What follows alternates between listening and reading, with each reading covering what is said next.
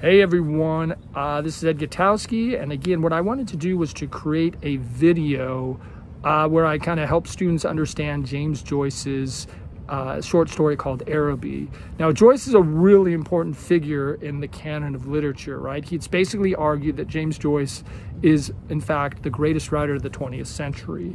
And we looked at a short story called Araby, and I'm going to argue that really we can mythically link Araby to Taylor Swift's All Too Well, to Ed Sheeran's Photograph, as well as to John Updike's A&P, right? And so if we look at Araby, I think the first important question to ask is, do you have empathy for this young kid, right? I'm wondering if we have empathy for this kid, if it makes the story, right, it really helps us to guide us through the story, because sometimes students can be overwhelmed by Joyce, right? Sometimes students can have a hard time with the language.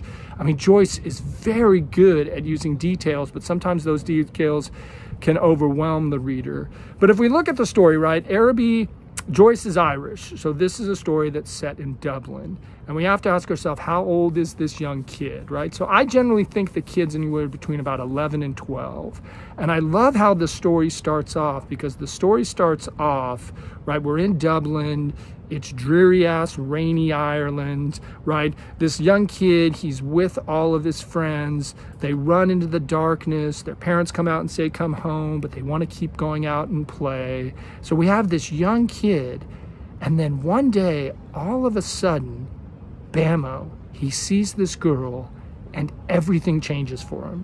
And whether you want to say the theme of the story is love, whether you want to say it's obsession, whether you want to say it's lust, this kid overwhelmingly feels something for this girl. And maybe that's where I see the link to, say, Taylor Swift's song, to Ed Sheeran's song, right? But whatever you want to say, he feels something very, very strong about her. He thinks about her all the time.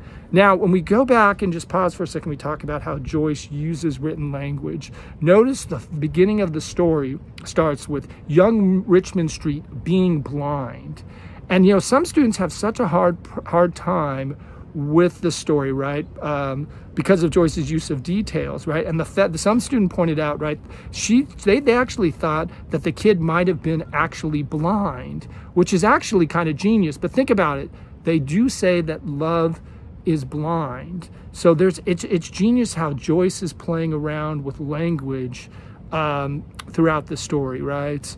And so anyway, so right, whatever you want to say about this kid, he thinks about the girl all the time. He actually thinks he wants to be her hero. And so there's a great scene in the story where he's walking in the markets of Dublin, right? And he's with his aunt, right? And he's seeing all these things. He's seeing the drunks come out of the bars puking. He's seeing bargaining women. And remember, a bargaining woman is a great term. Again, Joyce using language for a prostitute, right? He's seeing pigs' heads. He's seeing all these things, but none of them, that means anything to him, because he is obsessed with this girl, right? So he can only see the beauty of love itself. And then what happens is one day he gets the courage to go see the girl, and he says, hey, I'm going to go to the Araby, right? I'm going to go. And see, I always thought when I first read the story that when he said he was going to go to the Araby, that the girl was going to be there. Hey, I'll meet you at the Araby. But it's clear she's not going to be there.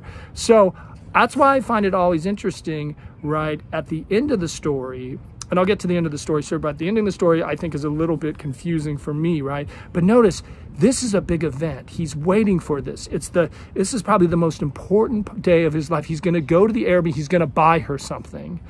And notice his uncle comes home a little late. And notice if you read it, it's a pretty thorough reading of Joyce. He's a little mumbling. It's suggesting he's been at the pubs drinking. He kind of throws his hat in the air when he comes in on the most important day of this kid's life. His uncle's been out at the bars, but they let him go, and he gets to the Araby, and the market is closed, and he's crushed. And I love the ending of the story, because he looks up in the sky and he realizes, you know, that everything that he's been driven by vanity, he's been driven by self-doubt. He's kind of crushed and heartbroken. And, you know, I'm always some kind of confused by the end of the story, because why is he heartbroken? The girl was never going to be there. But, you know, he comes to kind of this conclusion that, you know, that he was driven by vanity, right? That he was so obsessed with thinking he was going to buy her something, as if you can buy someone love. So it's just kind of this interesting, you know, a theme that might actually be kind of fall from innocence as well. A theme might be the first heartbreak. But there's also interesting, because if we think of love as a theme of this, think about this. The kid lives with his aunt and uncle. We don't know where his family is. So this kid may have never known the love, and, you know, it's a different type of love that comes from a father and a mother, because he's been left and to be raised by his aunt and uncle.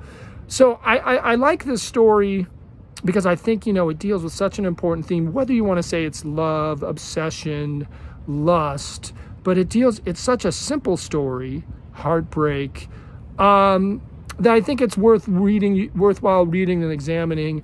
I'd be curious to know what you think of the video itself. I hope this kind of has helped to kind of understand the story better if you're a little confused, and then to think about how I might have linked that idea of love and heartbreak back to, again, Taylor Swift and Ed Sheeran.